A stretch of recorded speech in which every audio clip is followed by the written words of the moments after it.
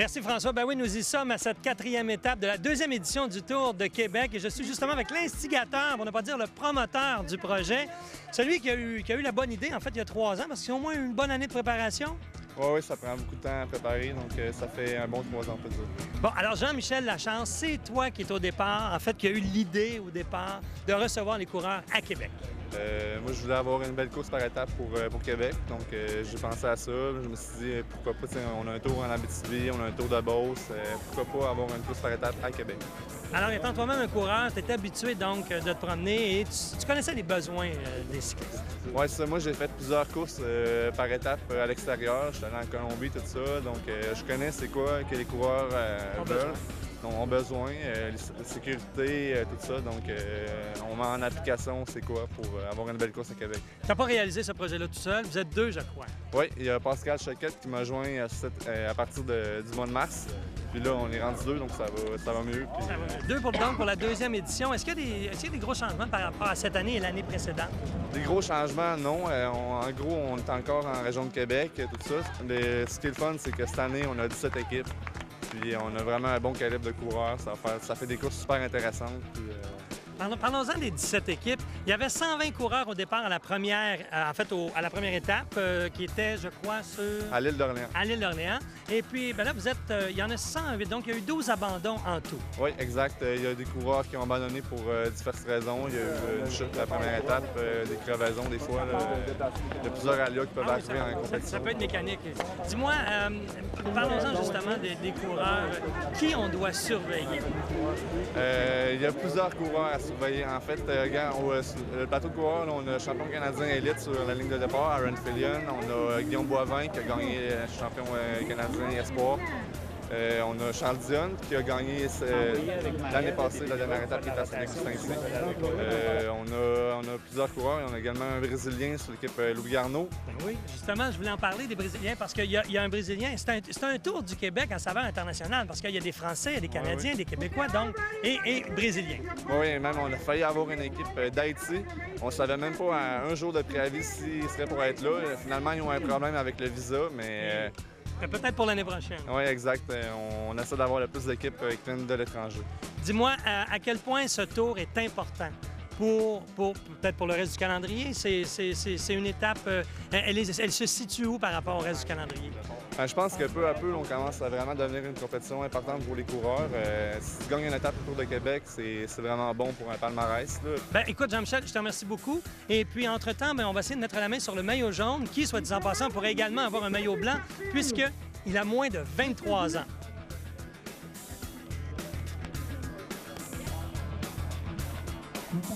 Michael, on est à quelques secondes du départ. On se sent comment?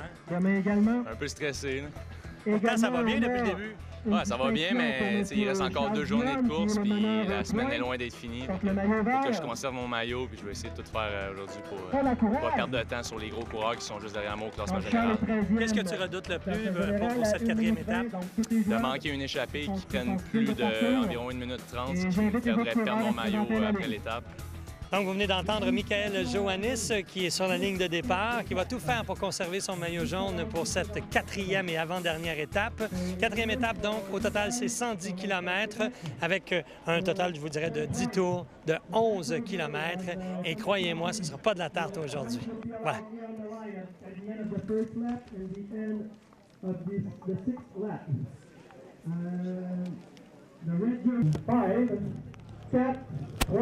Allez! Soyez prudents, prenez-vous un bon shot. Que le meilleur gagne. Allez!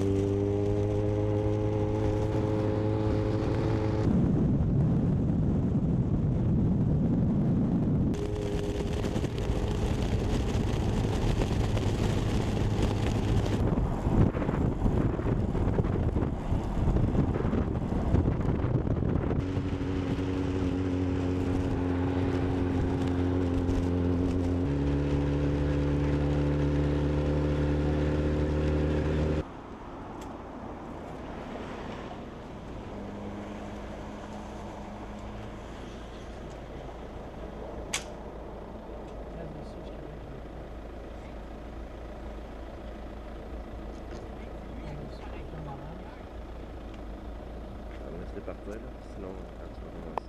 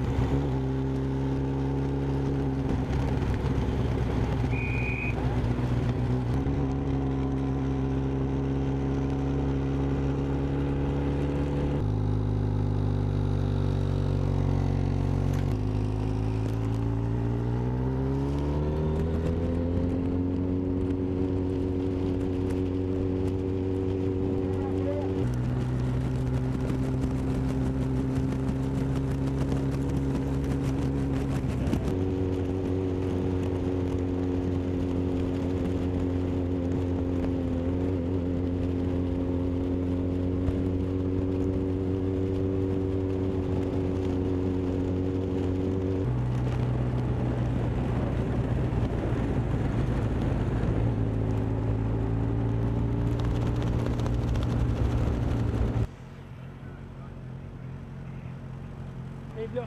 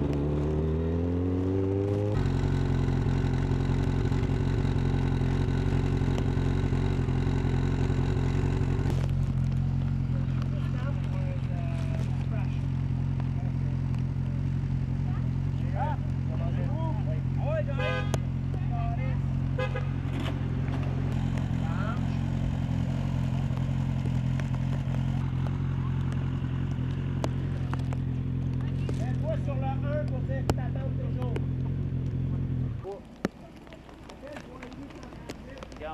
Pas trop zoom in. Ah, une belle perspective. Donc, c'est pas, tu vas loin. C'est bon, ça. C'est loin. Oui, continue. C'est officiel, tu sais. C'est bon, c'est bon.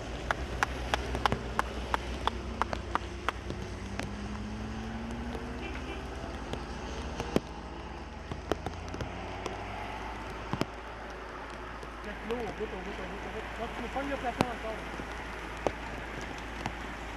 On va voir l'eau qui lève.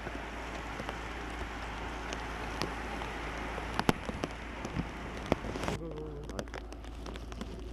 Ça, c'est les deux qui étaient. Ça, c'est les deux leaders. Voilà. C'est beau. Lâche-les pas.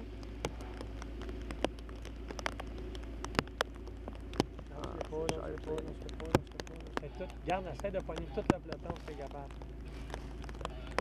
Si, évidemment, il y a moyen par rapport à la profondeur. Il fallait que j'ai un char rouge dans ma chaîne.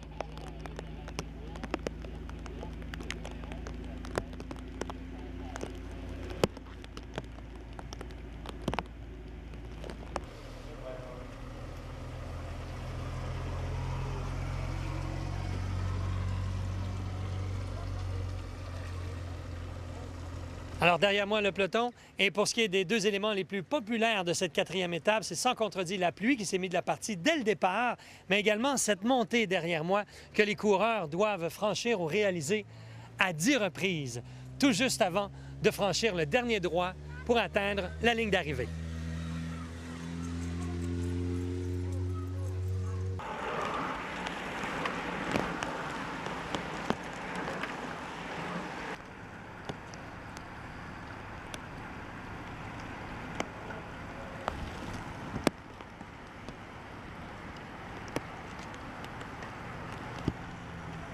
Lâche-les pas, lâche-les pas, lâche-les pas. Continue, continue, continue.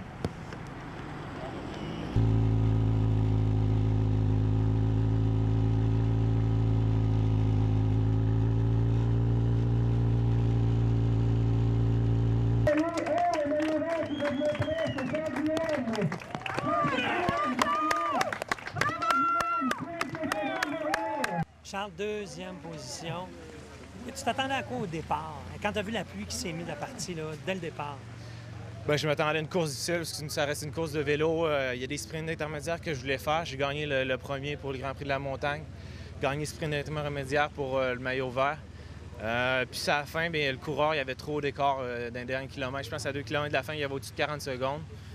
J'ai tout donné dans la dernière course. J'ai pris 25-30 secondes, mais il a fini juste devant moi. Là. Fait que je pouvais pas faire mieux que ça aujourd'hui. Tell me, do you believe at the beginning that when the rain started to fall, that maybe you had a chance to do it? Yeah, I like it when the rain falls, definitely, yeah. Oh, yeah? Yeah, I think some people get down for it, and coming from Vermont, just over the border here, Yeah, I know. I know about riding the rain and some cold rain, so it's, you know, I feel at home almost since we're so close. So. Okay. Tell me, what was the toughest part of the race? The final hill there, I knew they were bearing down, and I'd put in that solo lap there, so I was starting to feel it.